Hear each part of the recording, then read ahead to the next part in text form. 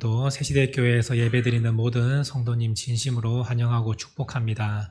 우리 오늘 말씀을 통하여서 우리가 하나님께서 주시는 사명을 다시 한번 생각해보고 우리의 목표를 다시 한번 재설정하는 그러한 귀한 예배의 시간이 될 수 있기를 간절히 바랍니다. 오늘 읽은 말씀을 정리를 해보면 두 부분으로 나눌 수 있음을 알 수가 있습니다. 두 사람의 인생을 비교해 보면서 우리가 말씀을 나눌 수가 있는데, 첫 번째 부분은 이 데라라는 사람의 인생을 통해서 우리가 말씀을 나눌 수 있을 것입니다. 그리고 또 한 가지는 아브라함을 통해서 이제 그 인생을 보면서 하나님께서 우리에게 주시는 교훈이 있습니다. 이 데라와 아브라함의 삶을 한번 비교 대조해 보시면서 과연 나는 누구의 삶을 따라 살아가고 있는가, 어떠한 삶을 살고 있는지 한번 스스로 점검해 보시고 살펴보시기를 바랍니다. 자, 먼저 데라에 대한 이야기입니다. 데라는 갈대아인의 우르라는 도시에서 태어나서 살아가고 있는 사람입니다. 이 갈대아인의 우르라는 도시는 굉장히 풍요롭고 번성한 그런 도시였습니다. 다른 이웃 도시들과 다른 국제적으로 나라와 함께 교류를 많이 하는 그러한 나라였습니다. 그래서 물질이 풍부했음에도 불구하고 중요한 것은 또한 우상이 굉장히 많은 도시가 이 갈대아인의 우르라는 지역이었습니다. 많은 나라들과 교류를 하다 보니 그 지역 신들이 다 한데 모이게 되고, 따라서 그 지역은 우상이 넘쳐나는 그러한 도시가 바로 이 갈대아인의 우르라는 도시였습니다. 이 도시에서 태어난 데라는 결국 하나님을 떠나고 우상을 숭배하는 열렬한 우상 숭배자가 되었습니다. 성경은 그 데라를 표현할 때 이 데라가 우상을 열심히 섬겼다고 성경은 말씀하고 있습니다. 또 전해져 내려오는 전승에 의하면 이 데라가 우상을 만들어서 팔아서 생계를 유지하는 그런 사람이었다고 전해져 내려오고 있습니다. 그만큼 데라는 우상에 아주 찌든 삶을 살았던 것이죠. 이런 데라는 삶을 살아갈 때 늦은 나이에 가정을 꾸리게 되었습니다. 보통 자신의 조상들은 30살, 한 35이 되면 가정을 꾸리고 이제 함께 가정을 이루고 살아가는데, 이 데라는 70세가 되어서야 그제서야 가정을 꾸리게 됩니다. 그만큼 물질적으로 어려움을 당하고 경제적으로 어려웠고, 그리고 가정을 꾸릴 만한 그런 여력이 되지 않았음을 알 수가 있습니다. 이렇게 삶을 살아갈 때 이 데라가 70세가 되었을 때 아브라함과 나홀과 하란이라는 이 세 명의 자녀를 낳기 시작합니다. 그리고 그의 가정을 꾸리게 되죠. 자, 이렇게 갈대아인의 우르에서 가정을 꾸리면서 살아가는 데라가 어느 날 갑자기 그 우르라는 지역을 떠나서 가나안이라는 장소로 이동을 하고자 결심을 합니다. 오늘 읽은 말씀 31절 말씀을 보시겠습니다. 우리 함께 읽겠습니다. 데라가 그 아들 아브라함과 하란의 아들인 그의 손자 롯과 그의 며느리 아브라함의 아내 사레를 데리고 갈대아인의 우르를 떠나 가나안 땅으로 가고자 하더니 하란에 이르러 거기 거류하였으며, 갑자기 우르라는 지역을 떠나서 가나안이라는 곳으로 가고자 하는 것입니다. 원래 이 시대에 자신의 가문과 자신의 그런 가족과 친척을 떠나서 다른 곳에 이주해 간다는 것은 굉장히 위험한 것입니다. 그럼에도 불구하고 이 데라가 이러한 가나안 땅으로 이주하는 그러한 결정을 내렸던 그런 결정적인 이유가 아마 있었을 것이라고 생각합니다. 성경에는 정확하게 그것이 무엇인지 짚어서 말씀하고 있지는 않지만 여러 가지 상황과 정황들을 살펴보면 어느 정도 이해가 되기도 합니다. 그래서 이 본문을 해석하는 학자는 이러한 주장을 하는데 저도 거기에 많이 동의를 하고 있습니다. 이 데라가 갑자기 가나안 땅으로 이주하고자 하는 이유는, 첫 번째는 자기가 우상을 숭배하고 하나님을 떠나 사는 삶을 살 때에 자신의 삶이 굉장히 비참해지고 그 영혼이 피폐해짐을 스스로 느꼈기 때문이라고 생각합니다. 왜냐하면 그가 늦은 나이에 가정을 꾸리고 살아갔는데 하란이라는 아들이 이 아버지보다 먼저 세상을 떠나게 됩니다. 성경을 살펴보면 자녀가 부모보다 먼저 세상을 떠나는 그러니까 가인이 아벨을 이렇게 살해하는 그 사건 말고 자연적으로 세상을 떠나는 사건은 이 데라의 가정이 제일 먼저 나타나고 있습니다. 아버지보다 아들이 먼저 세상을 떠났을 때 그 아버지가 받았을 충격이 얼마나 컸겠습니까? 우상을 숭배하며 자신의 삶이 더 나아질 거라고 기대했는데 이 데라의 삶은 오히려 더 비참한 삶으로 치닫게 됨을 스스로 느꼈다는 것입니다.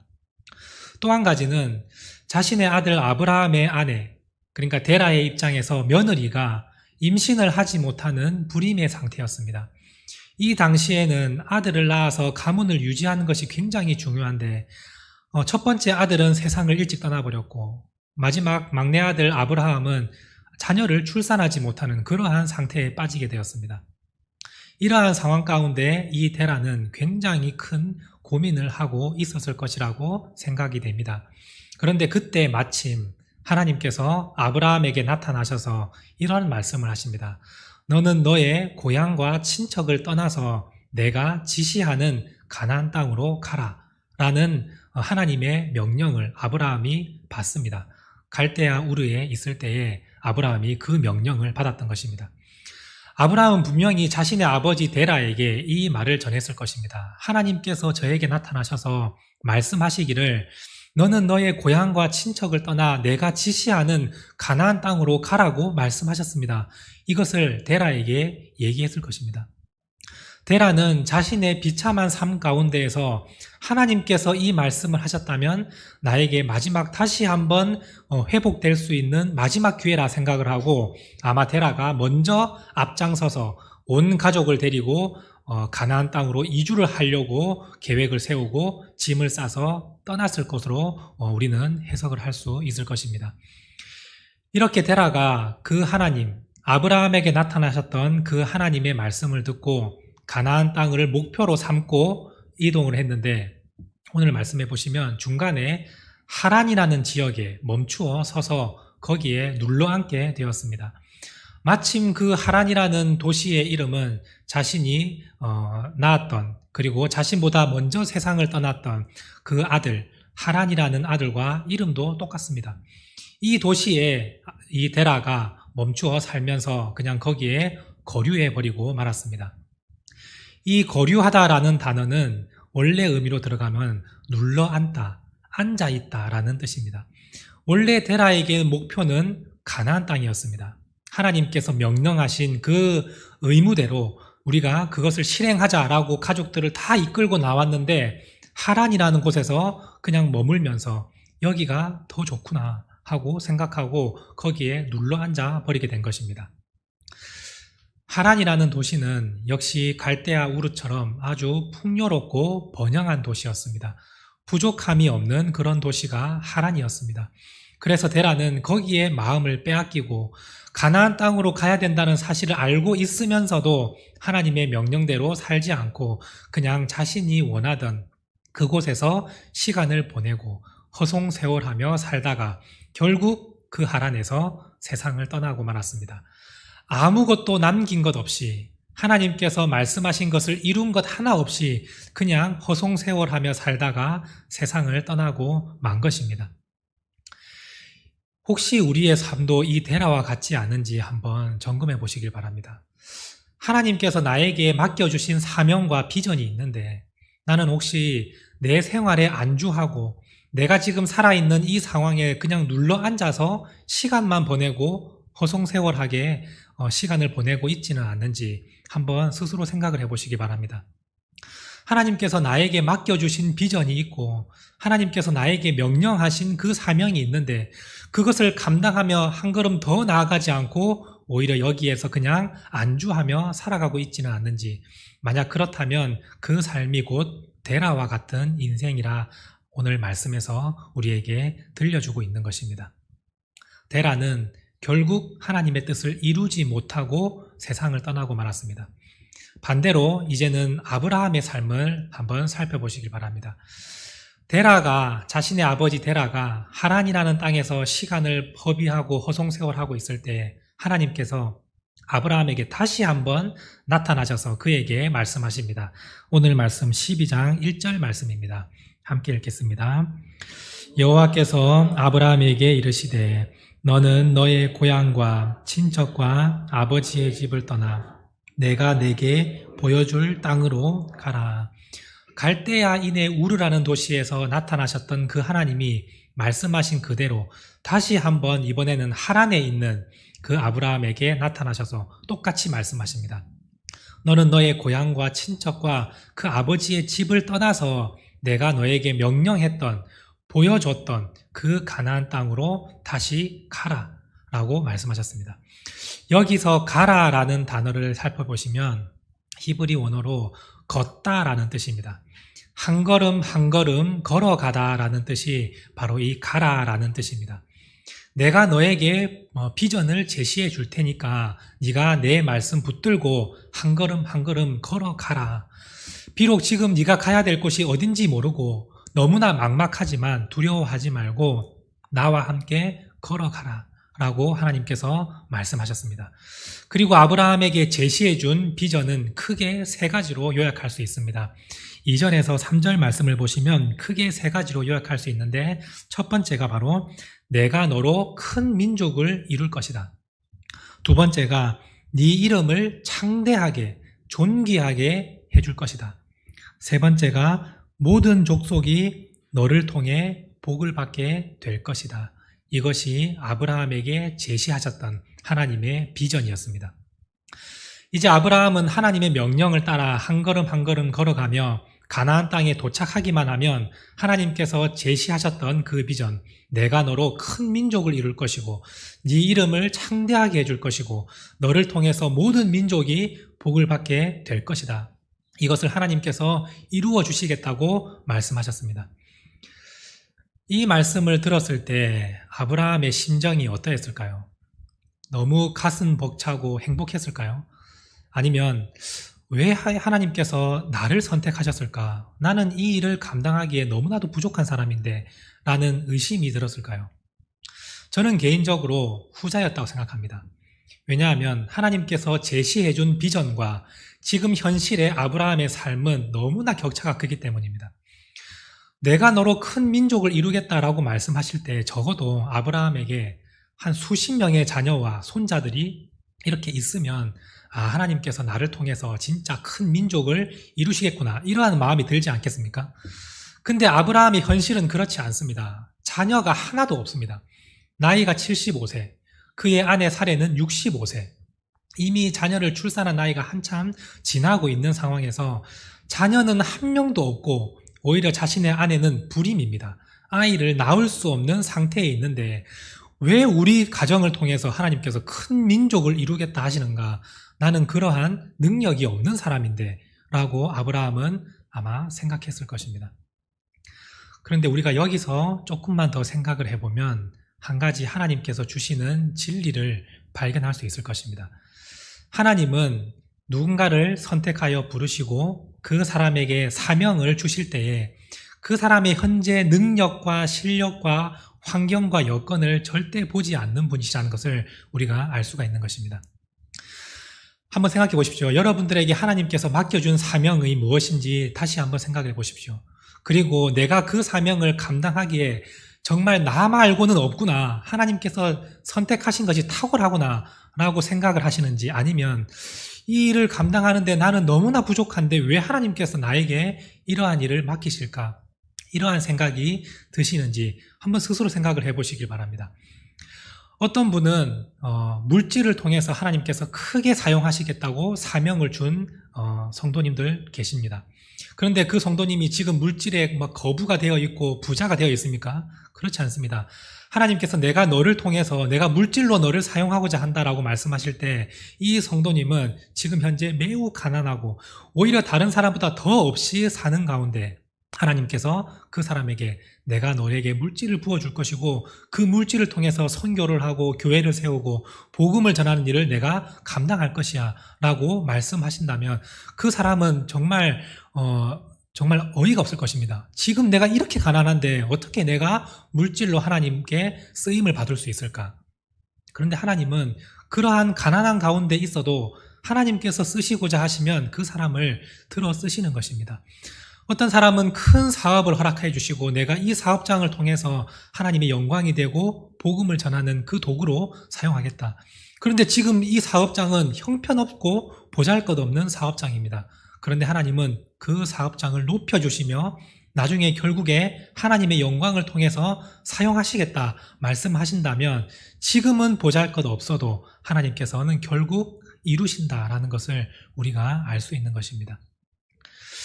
저는 이 말씀을 준비하면서 오랫동안 제 마음속에 고민이 있었는데 그 고민이 해결되었습니다. 그것이 뭐냐면 하나님께서 왜 저를 목회자로 부르셨는가? 하나님께서 왜 나 같은 사람을 사역자로 쓰시는가에 대한 고민이 지금까지 끊임없이 일어나고 있었습니다. 왜냐하면 저는 이 사역을 감당하기에 상당히 부족하고 재능도 없는 사람이기 때문입니다.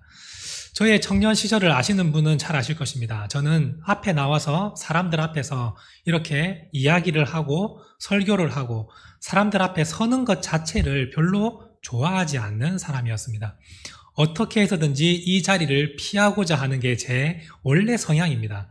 그런데 하나님은 저보다 훨씬 뛰어나고 사람들 앞에 서는 거 좋아하고 관심 받는 거 좋아하고 그리고 말도 잘하는 이러한 사람이 얼마든지 주위에 많은데 왜 하필이면 이렇게 하기 힘들어하고 잘하지도 못하는 나를 사용하셔서 목회자로 쓰시는가?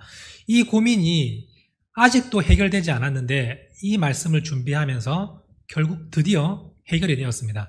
하나님은 사람의 능력을 보고 쓰는 것이 아니라 오직 믿음으로 순종하는 사람을 하나님께서 쓰시고자 하시는구나. 물질이 아무것도 가진 것이 없어도 하나님께서 내가 물질을 통해서 너를 사용하겠다 하실 때 내가 거기에 응답하고 하나님 해보겠습니다. 기도하는 마음으로 한 걸음 한 걸음 걸어가는 그 사람을 하나님께서 쓰시는 것이지 지금 잘나고 능력 있고 가진 것 많고 재능이 많다고 해서 하나님은 그 사람을 결코 쓰지 않는다는 사실을 저는 깨달았습니다. 모세도 그와 마찬가지지 않습니까? 모세를 하나님께서 처음 부르셔서 그 모세에게 사명을 주실 때 이스라엘 백성들을 애굽에서 출애굽하는 그 지도자로 모세를 부르셨습니다. 이 이스라엘 백성들을 말로써 지도하며 나아가야 되는데 하필이면 모세는 말을 잘 하지 못하는 사람입니다. 자신의 입이 뻣뻣하고 혀가 둔하여서 말이 어눌한 그러한 사람이었습니다. 그래서 모세가 계속해서 하나님께 말씀드릴 때 하나님 저는 지도자로서 너무 부족합니다.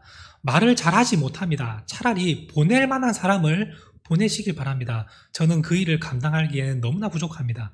라고 얘기할 때 하나님께서 아론이 있지 않냐. 네 형 아론이 네 일을 대신해서 너의 입이 되어 줄 것이다. 그러니 걱정하지 말고 가라. 라고 말씀하십니다. 그런데 이 말씀을 좀 생각해 보면 차라리 기왕이면 아론을 불러서 쓰시면 되지 않겠습니까? 왜 모세를 굳이 쓰시고자 하시는 것인가? 그런데 하나님 입장에서 보실 때 아론과 모세의 믿음과 순종의 차이는 완전히 달랐던 것입니다. 겉으로 보기에는 둘 다 믿음이 좋아 보이고 하나님을 잘 섬기는 것 같이 보이지만 그 깊이 들어가 보면 모세만큼 하나님께 엎드리고 하나님께 기도하며 하나님께 믿음으로 순종해 나아가는 사람은 아무도 없었던 것입니다. 오직 모세 한 사람뿐이었던 것입니다. 비록 말은 잘하지 못하고 부족함은 있었지만 그 부족함은 하나님께서 채워주신다고 하셨습니다. 그러니까 걱정하지 말고 너는 가기만 해라. 걸어가라. 내가 부족한 거 다 채워주겠다. 오늘 여러분들에게 하나님께서 사명을 주시고 비전을 다 주셨을 것입니다. 그런데 여러분들 스스로 생각하기에 너무나도 부족함을 느낄 것입니다. 나보다 더 잘하는 사람이 내 옆에 있는데 왜 하나님은 나를 쓰시는가? 그러나 하나님은 여러분들이 부족한 것을 모르고 여러분들을 부르신 것이 아닙니다. 여러분들이 부족하고 가진 것 없고 지금 열악한 것 하나님이 다 아시고 그럼에도 불구하고 여러분들이 순종하고 믿음이 온전히 서 있는 그 모습을 보시고 하나님께서 부르셨다라는 것입니다. 그래서 여러분들이 부족한 것 결코 낙심하거나 좌절하거나 힘들어하지 않으셔도 된다는 것입니다. 부족한 것 하나님께서 채워주시고 다 도와주실 것이기 때문입니다. 아브라함은 지금 자신에게 자녀가 하나도 없고 자녀를 낳을 수 있는 희망도 없는 그 상황에서 하나님께서 가나안 땅으로 가라. 내가 너로 큰 민족을 이루고 네 이름을 창대하게 하며 너를 통해 모든 족속이 복을 받게 하겠다. 그 비전을 받았을 때 아브라함은 하나님의 말씀을 따라갔다라고 말씀하고 있습니다. 오늘 말씀 4절 말씀입니다. 함께 읽겠습니다. 이에 아브라함이 여호와의 말씀을 따라갔고 롯도 그와 함께 갔으며 아브라함이 하란을 떠날 때에 75세였더라. 아브라함이 여호와의 말씀을 따라갔다라고 되어 있습니다. 여기서 따라갔다라는 의미가 아까 1절에서 하나님께서 명령하신 가라라는 단어와 똑같은 단어입니다. 걸어가라. 한 걸음 한 걸음 걸어가라. 그 비전과 목표를 향해서 걸어가면 내가 너를 도와주고 내가 너의 부족한 것 채워주겠다. 그러니 걸어가라. 그 말씀을 듣고 아브라함은 여호와의 말씀을 듣고 그 말씀대로 한 걸음 한 걸음 걸어가서 5절 말씀 제일 마지막에 보시면 마침내 가나안 땅에 들어갔더라라고 되어 있습니다. 이 아브라함은 하나님의 말씀을 듣고 한 걸음 한 걸음 걸어서 그 먼 거리 가나안 땅을 이 마침내 아브라함은 들어가게 되었습니다. 그리고 그곳에서 여호와의 이름을 부르며 제단을 쌓고 예배를 드리며 하나님의 그 예배의 공동체를 처음으로 시작하는 아브라함이 될 수가 있었습니다. 이렇게 여호와의 말씀을 따라갔던 아브라함에게 하나님은 약속하신 비전을 전부 다 이루어 주셨습니다. 첫 번째로 내가 너로 큰 민족을 이루겠다라는 말씀을 성취하셨습니다. 그가 자녀를 출산하지 못했지만 하나님의 능력에 힘입어 자녀를 출산하게 되었고 그 나라가 이스라엘이라는 민족을 이루고 그리고 이제는 기독교 민족을 이루게 되었습니다. 지금 현재 전 세계적으로 기독교 인구가 3분의 1이 기독교인입니다. 이 아브라함 한 사람, 이 한 가정에서 출발한 이 믿음이 지금 현재 전 세계의 기독교가 3분의 1이라는 엄청난 숫자로 늘게 되었습니다. 우리는 모두가 다 아브라함의 자손이라고 얘기하고 있지 않습니까? 하나님의 믿음의 사람들, 믿음의 큰 민족을 이루는 아브라함으로 하나님께서 세워주셨다라는 것입니다. 두 번째, 아브라함의 이름을 창대하게 해주셨습니다. 이 아브라함이 살았던 시기는 지금으로부터 약 4,000년 전입니다. 여러분들이 지금 4,000년 전에 훌륭한 사람 이름 한번 대보시라고 하면 생각나는 이름 있으신가요? 4,000년 전에 누가 있었는지 아마 아무도 기억하는 사람이 없을 것입니다. 그 당시에 이름 있는 사람들이 많이 있었지만 지금까지 전해져 오는 이름은 아마 여러분들이 기억하는 사람이 없을 것입니다. 그런데 아브라함은 교회를 다니지 않는 사람도 아브라함의 이름은 한 번쯤 들어봤을 것입니다. 그만큼 하나님께서는 이 보잘것없는 가정, 이 보잘것없는 아브라함을 통해서 그 이름을 창대하게 해주셔서 4,000년이 지난 이후의 사람들도 아브라함의 이름을 알게 될 만큼 하나님께서 그의 이름을 존귀하게 해주셨던 것입니다. 마지막으로 아브라함을 통해서 모든 민족이 복을 받게 될 것이다. 이 아브라함을 혈통을 통해서 메시아이신 예수 그리스도께서 이 땅에 오셨습니다. 그 예수님을 통해서 모든 인류가 죄로부터 해결함을 받고 하나님의 백성이 될 수 있는 자격을 얻게 되었습니다. 모든 민족들이 복을 받게 되게 되었던 것입니다. 하나님께서 보잘것없는 아브라함을 부르시고 그에게 말씀하신 그 말씀을 따라 살아갈 때 하나님은 그에게 맡겨진 모든 사명과 비전을 다 이루시고 그를 높여주셨습니다. 오늘 우리도 하나님께서 맡겨주신 사명을 감당해낼 때 지금 나는 부족하지만 지금 나는 도저히 이 일을 감당하기에 합당한 사람이 아니지만 두려워하지 말고 하나님의 말씀을 따라 한 걸음 한 걸음 그 목표를 향해서 걸어나 보시길 바랍니다. 그러면 하나님께서 여러분들에게 부족한 것 다 채워주실 것입니다. 혹시 오늘 성도님들 가운데 나는 아직 사명과 비전이 뭔지 잘 모르겠습니다. 아직 받은 게 없습니다. 라고 생각하시는 분 계시다면 하나님은 다른 거 보지 않고 믿음과 순종을 보시는 분이십니다. 여러분들이 하나님 앞에 제가 주님의 말씀에 믿음으로 순종하며 나아가겠습니다. 라고 결심하고 기도한다면 하나님은 그 사람에게 반드시 이 세상에서 소명과 비전을 허락해 주실 것입니다. 우리가 소명을 받고 비전을 받고 살아간다면 우리의 인생은 결코 헛되지 않을 것입니다. 그것을 이루는 사람에게는 하나님께서 큰 기쁨을 허락해 주실 것입니다. 오히려 그 소명을 감당하지 못하고 중간에 데라처럼 세월만 보내고 아무것도 이루지 못하고 살아간다면 헛된 삶이 될 것이지만 하나님께서 허락해 주신 그 사명을 내가 이루어 나간다면 하나님께서 내 삶을 기쁘게 해주시고 내 영혼을 살아나게 해주시고 그리고 내 이름을 창대케 해주시는 그러한 놀라운 역사가 일어나게 될 것입니다. 그러므로 오늘 말씀을 기억하셔서 하나님께서 나에게 어떠한 말씀을 하셨는지 어떠한 비전을 주셨는지 다시 한번 생각해 보시고 그 비전을 붙들고 한 걸음 한 걸음 걸어 나가는 우리 주의 모든 백성들 되시기를 간절히 바랍니다. 함께 기도하시겠습니다. 사랑의 하나님 감사드립니다. 오늘 우리에게 예배를 허락하여 주시고 하나님 절에 나와서 주의 말씀을 들을 수 있게 하심에 감사를 드립니다. 오늘 말씀에서와 같이 하나님께서 우리에게 말씀하신 그 비전과 소명을 마음에 품고 하나님의 말씀을 의지하여 한 걸음 한 걸음씩 걸어 나갈 때에 하나님께서 우리의 부족함을 채워주시고 우리의 삶이 헛되지 않게 하시고 우리의 삶을 통해서 하나님의 놀라운 역사가 나타나는 귀한 삶으로 회복시켜 주신다는 사실을 이 시간 기억하며 말씀 붙들고 걸어나가는 주의 모든 백성들 될 수 있도록 하나님 역사하여 주시옵소서. 지금 나는 그 삶을 감당해내기가 어렵고 그 비전을 이루기가 너무나 힘겨운 상황에 있지만 낙심하거나 좌절하지 않고 오직 하나님의 말씀을 붙들고 믿음으로 순종해 나아갈 때에 하나님께서 마침내 우리에게 맡겨주신 그 사명과 비전을 이루신다는 사실을 기억하고 하나님을 의지하며 살아가는 주의 모든 자녀들 될 수 있도록 하나님 도와주시옵소서. 감사드리며 예수님의 이름으로 기도드립니다. 아멘.